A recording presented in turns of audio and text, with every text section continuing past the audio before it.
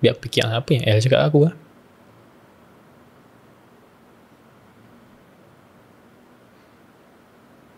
Tapi yang aku ingat apa yang dia buat aku rasa lah. Aku tak ingat exactly apa ayat dia, tapi aku ingat adalah apa yang dia buat aku rasa pada waktu tu. Then since that time, aku, despite of whatever conflict ataupun apa-apa je yang orang cakap pasal El, aku tak tahu lah. Bagi aku, sebagai entrepreneur, El Azman adalah orang yang pernah bantu aku. Bukan strategi. Kalau hang cari strategi, hang takkan jumpa lah. Faham tak? Sama macam aku tengok John Lemon pun. John Lemon antara entrepreneur yang paling aku suka lah.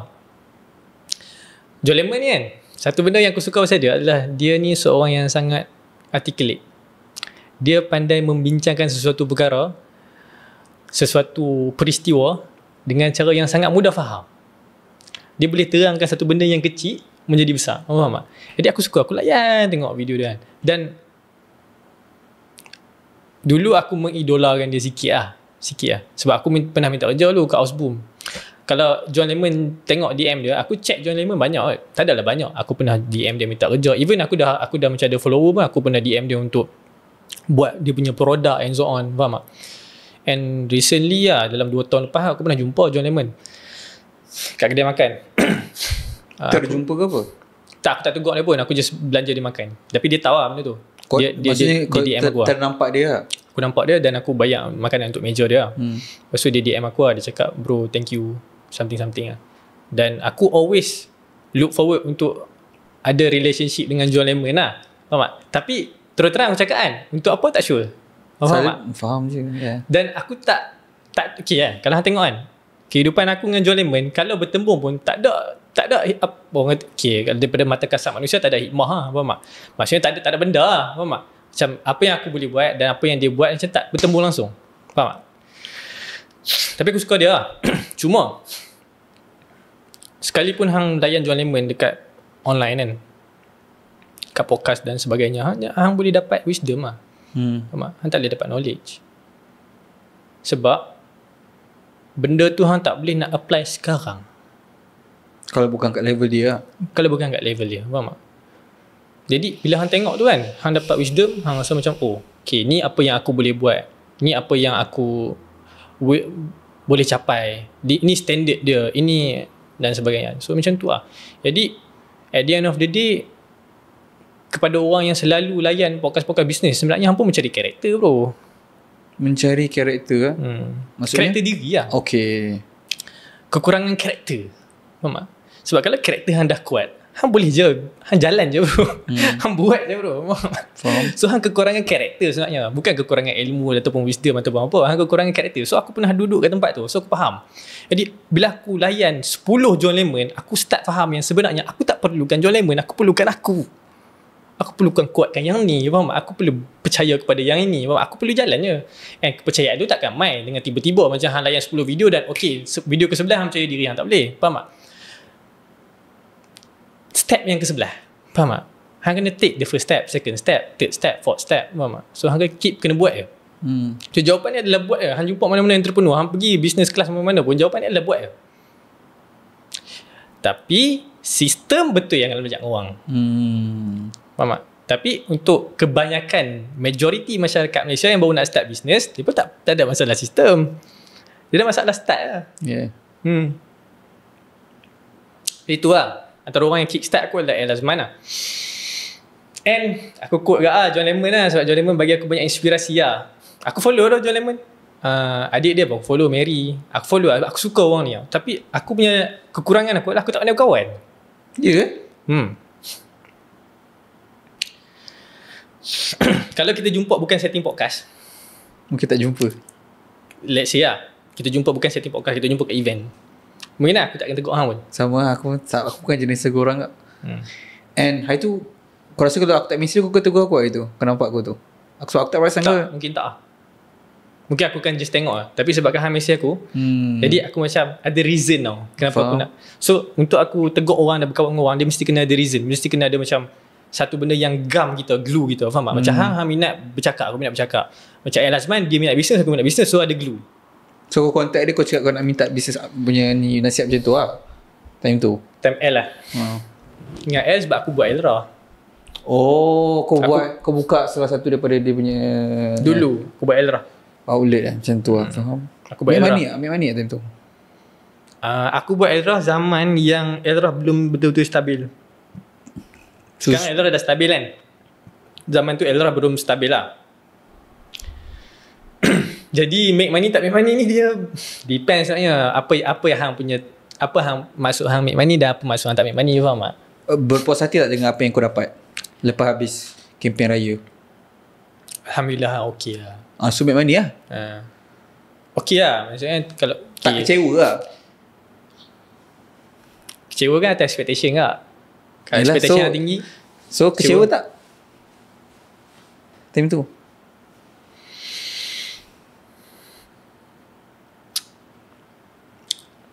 tak adalah kecewa pun. Okey je. So susah nak jual baju raya sebenarnya? Susah tu. Susah sebab banyak sangat option ke apa?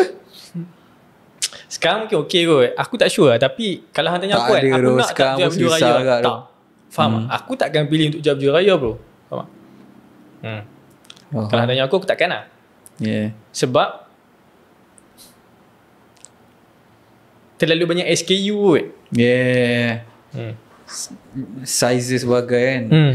Warna size, okey lagi. Warna dan size. Let's say kalau ada refund proses dia a whole lot of process lah. Tapi kalau siapa yang dah biasa tegar buat entrepreneurship ni okey lah. Tagih lah tu nanti. Kalau macam tu usually. So tapi daripada mana kau rasa kau dapat motivation with El Azman terus business tu? Maksudnya bukan bisnes baju raya tu lah, tapi dia membantu kau dari segi bisnes yang kau nak start sendiri lepas tu ke apa? Daripada El Azman tu macam mana spiral down dan buat bisnes lain. Macam tu kan?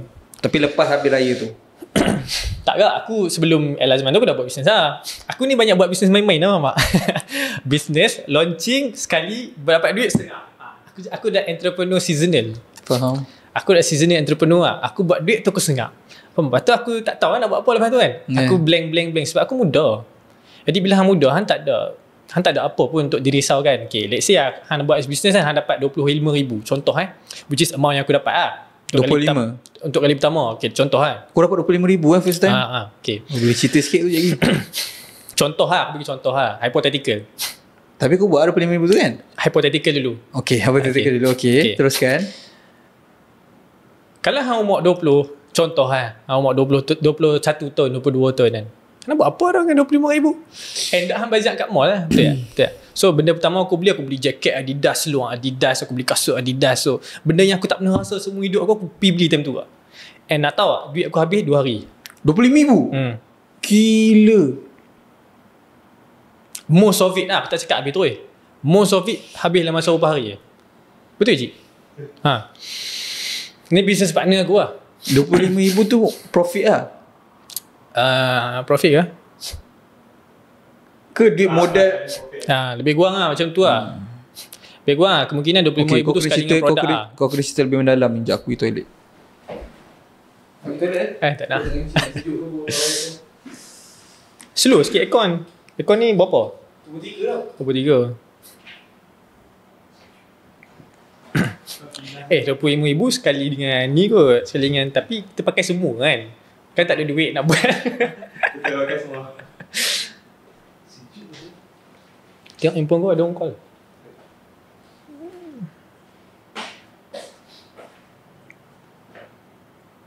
Tutup luar aircon. Cakap rosak.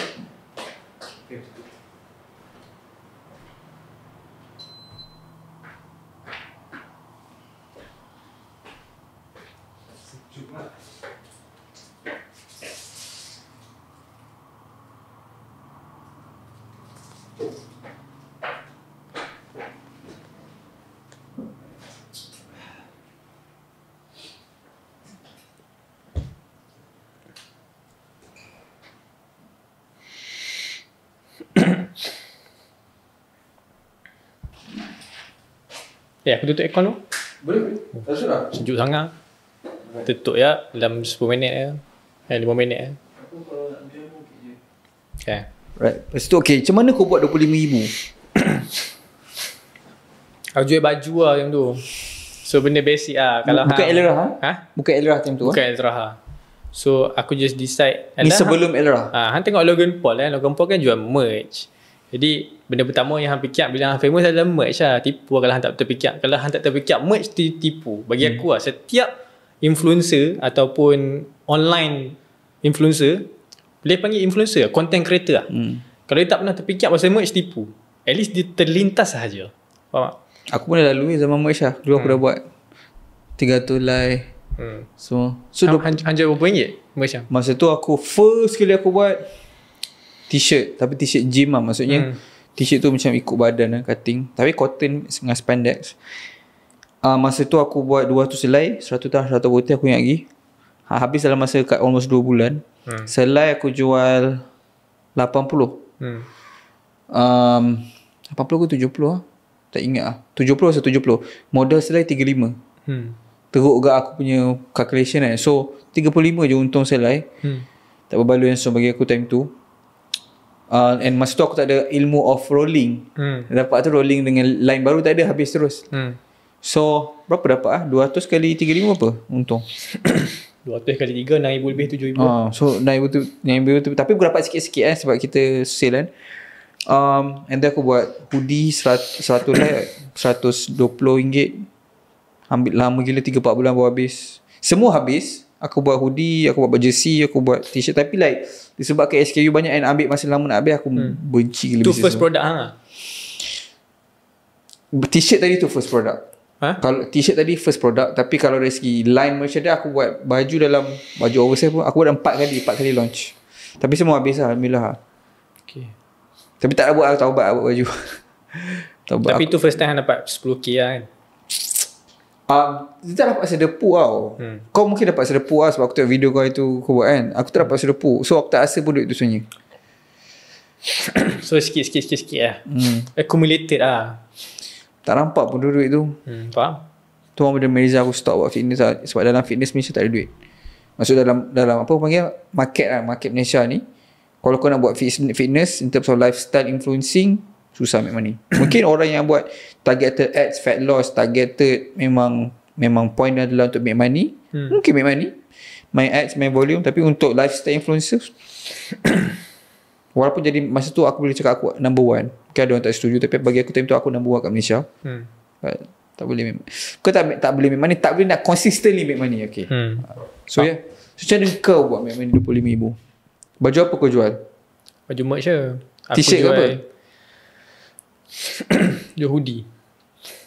Sedepuk dapat 25k. Launch part 25k terus dapat. Lebih kurang. Habis sold out. Tak soal apa, aku buat pre-order. Oh. Berapa lama kau ambil order tu? Tak sampai sebulan lah. Berapa live mesti jual masa tu? 25,000. Tak ingat. Satu live berapa jual? Satu lebih? Satu lebih lah. 129 something. 10.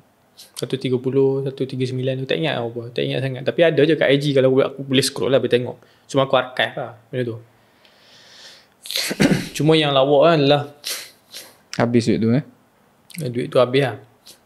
Tapi ada benda lagi lawak lah. Kau tak buat paid review time tu?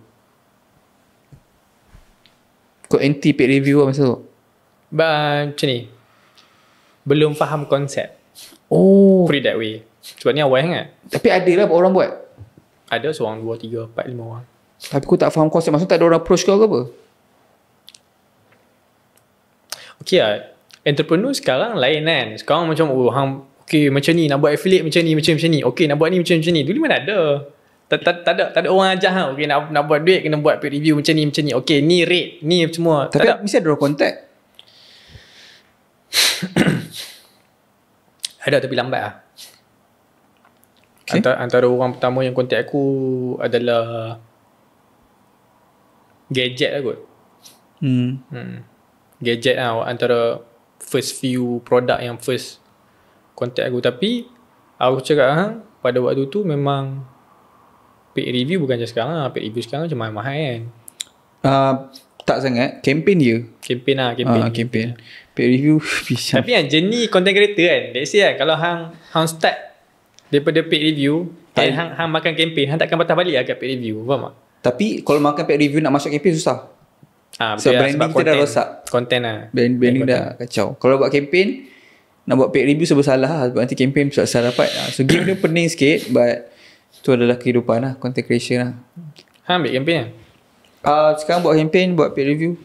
Tapi Berry latte tu campaign lah? Jangan aku mesti tu. Aku nak balik puasa, aku cakap aku tak minum kopi. Aku tak minum kopi. Tak minum kopi Lepas tu aku minum je lah. Lepas tu macam mana aku buat next money lepas tu? Assalamualaikum guys. Kalau aku beritahu korang, aku boleh grow audience follower korang untuk make more money online. Sama juga macam student aku ni, dengan satu video dah boleh generate RM1,500 sebab dia ada servis yang nak offer menggunakan skrip yang aku bagi. Ada juga student aku nak fokus on TikTok Shop dan dapat buat almost RM1,000 guys. Ini adalah peluang yang terbesar yang korang akan dapat untuk 2025 ni. Sebab apa guys? Sebab tengok ni salah satu student aku yang paling latest sekali, daripada zero almost 30k dah follower dia. And klinik Dr. Ding sekarang ni memang tahap pack dia lain macam sampai ke data. Perlu buat banyak video sebab almost hari-hari full schedule. Kalau korang nak achieve result-result macam student aku ni semua, boleh klik link kat bawah, join aku ni online university, audience university. Nak belajar macam mana cara student aku make money online, cara aku sendiri make money online. Hanya RM98 je sebulan guys. Kalau aku bagi tahu korang, selama ni korang buat macam-macam tapi tak berhasil, maksudnya apa?